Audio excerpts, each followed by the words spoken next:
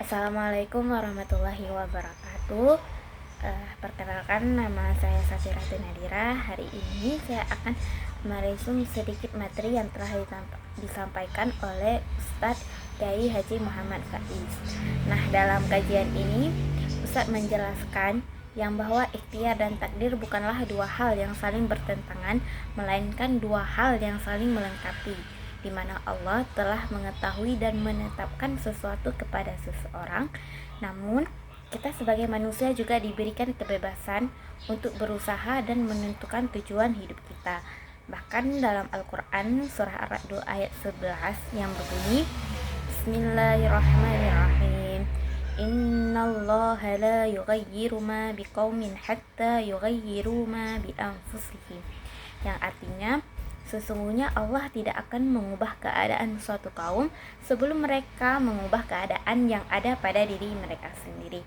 Nah, ayat ini menjelaskan bahwa ketika kita ingin merubah keadaan kita, maka yang pertama sekali faktor utamanya adalah diri kita sendiri, bukan orang lain. Jadi kalau kita ingin merubah, maka berusahalah dari diri kita sendiri. Nah, dalam Islam, qada dan qadar bukan berarti Allah memaksakan kita untuk melakukan sesuatu. Nah, qada ini adalah ilmu dan pengetahuan Allah akan sesuatu. Sedangkan qadar ini adalah ilmu dan pengetahuan Allah yang telah menjadi kenyataan. Meskipun begitu, kita sebagai manusia juga tetap diwajibkan untuk terus berusaha, berdoa, berikhtiar dan bertawakal kepada Allah Subhanahu wa taala. Ustadz Faiz juga menjelaskan bahwa keadaan setiap orang itu tidak sama, berbeda-beda.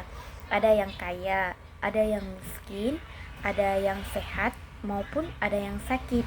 Nah, keadaan itu semua bukanlah menjadi tolak ukur kebahagiaan seseorang. Nah, ada juga yang kaya tapi tidak selalu bahagia, dan yang miskin pun tidak selalu sengsara. Mengenai perubahan takdir, maka manusia dapat melakukan berbagai cara, seperti tetap berusaha, berdoa, berikhtiar, bertawakal, dan tidak memutuskan tali silaturahmi. Karena perbuatan-perbuatan baik tadi tersebut akan mendatangkan hal yang baik juga untuk kedepannya.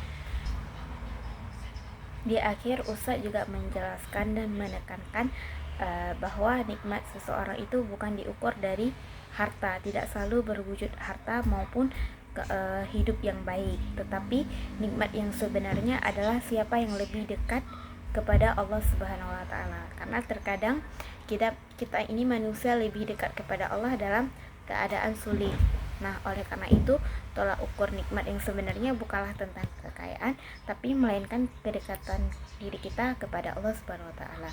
Nah, kesimpulannya adalah kita harus mempercayai takdir Allah, namun kita juga harus tetap berdoa, berusaha, bertawakal, berikhtiar, dan tidak memutuskan silaturahmi. Nah, itu semua adalah sebagai tanggung jawab kita sebagai manusia.